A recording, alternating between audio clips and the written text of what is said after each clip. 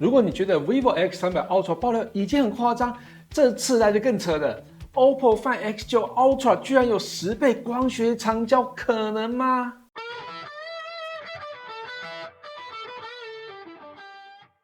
嗨，大家好，我是 Kissplay。2026一開始 ，Ultra 旗艦的戰火基本上是全面開打，大家都在比誰的影像更猛，誰的電池更大，誰的規格更不講理。之前聽到 vivo X300 Ultra 的2億像素鏡頭搭配超大感光元件的超廣角鏡頭，就已經讓我感覺到非常的興奮。但 OPPO Find X9 Ultra 更誇張，不止雙2億像素鏡頭，而且還有10倍光學長焦，加上更強大的增距鏡。今年旗艦機大戰真的有夠精彩。當然，話說在前頭，現在看到的全部都還是在傳聞階段，所以資訊不一定準確。就讓大家一起聊聊八卦，那我們就一起來看看傳說中的 OPPO Find X9 Ultra 到底會猛到什麼程度。OPPO Find X9 Ultra 目前所有的爆料最一致的方向，就是它把火力幾乎都壓在長焦。先從最誇張的雙2億像素講起。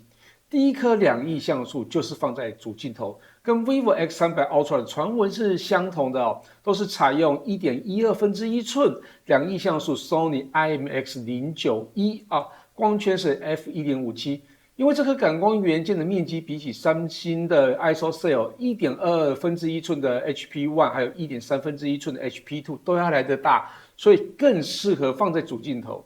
那第二顆2億像素感光元件就會放在3倍潛望長焦哦，它用的不是三星的 HP9 或是 HP5， 而是採用豪威所推出的1.28寸2億像素 OV52A， 那光圈是 f2.4。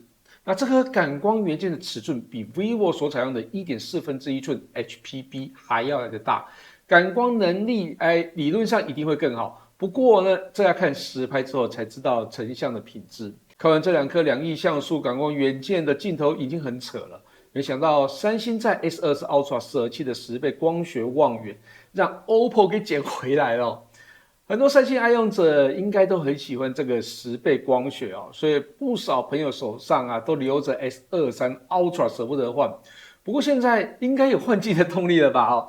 傳聞這顆10倍光學鏡頭，那採用2.75寸5000萬像素 JN5 感光元件，光圈是 f2.6當然，感光元件不大，但以往用在超廣角的 JN5 拍攝品質，真的表現也不會太差，所以用來銜接10倍到20倍的焦段，我覺得應該會表現不錯。但最可惜的就是在超廣角鏡頭。它跟10倍長焦一樣，採用是 JN5 感光元件，不是說這顆鏡頭不好，而是相較於 vivo X300 Ultra 所採用的主鏡頭級別1.28寸5000萬像素 LYT828，其實就會有不小的差距。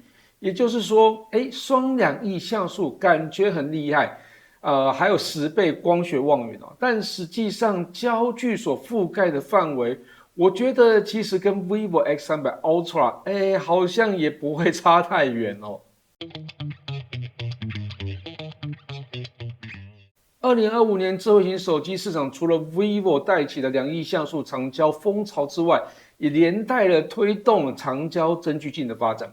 那 OPPO 在 Find X9 Pro 的時候，首次在品牌手機上加入增距鏡。雖然穩定效果跟界面都沒有 vivo 來得好，但是拆裝上是更方便的。這次 Find X9 Ultra 可能也會搭載增距鏡，而且倍率變得更高。目前流出的資訊是 4.29 倍，也就是可以讓3倍光學 70mm 的焦距放大成 300mm， 比起原本的 3.28 倍要長非常的多哦。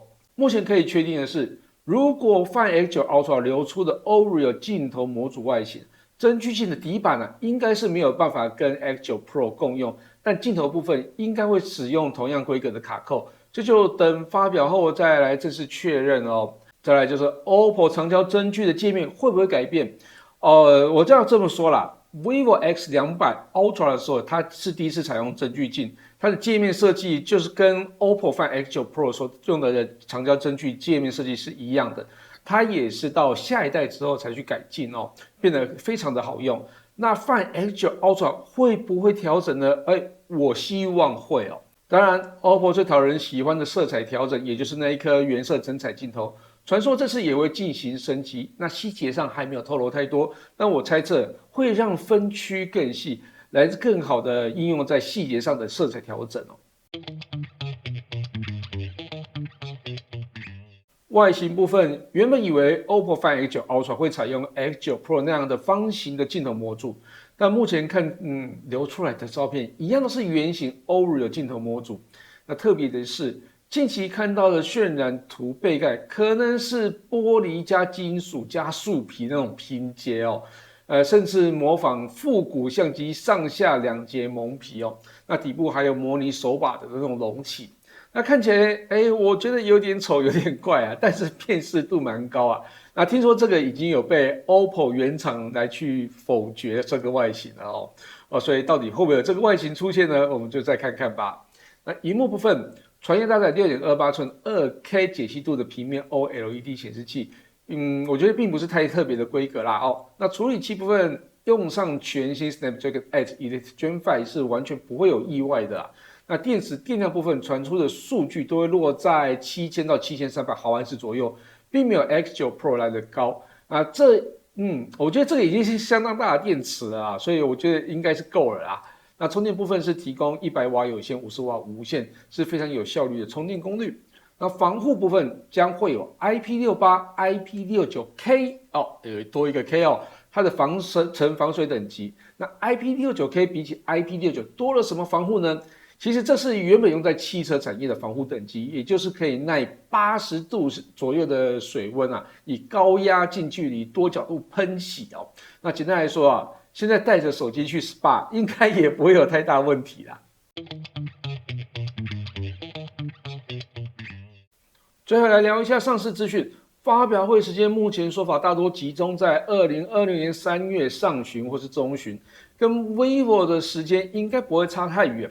那這個時間可能還會有 OPPO 摺疊機 N6 的發表，會不會放在同一場呢？我猜不太可能啊，畢竟都是主力產品，這樣應該會分散掉注意力哦。那價格部分，傳言售價預估是在6999人民幣起，那起跳價比 OPPO Find X8 Ultra 還要來得高，這應該受到記憶體漲價的影響吧？不過這個也要等正式發表之後才能確認。那會不會有國際版呢？這個還沒有明確的消息，但 vivo X300 Ultra 應該確定會有國際版，這也會讓 OPPO 有一些壓力。那會不會就一鼓作氣推出國際版呢？就讓我們繼續看下去嘍。以上就是 OPPO Find X9 Ultra 的八卦報道，感謝大家收看這期節目，希望大家也會喜歡這次的內容。如果有任何建議或問題，也可以留言讓我知道。我是 Kiss Prime，下期見嘍，拜拜。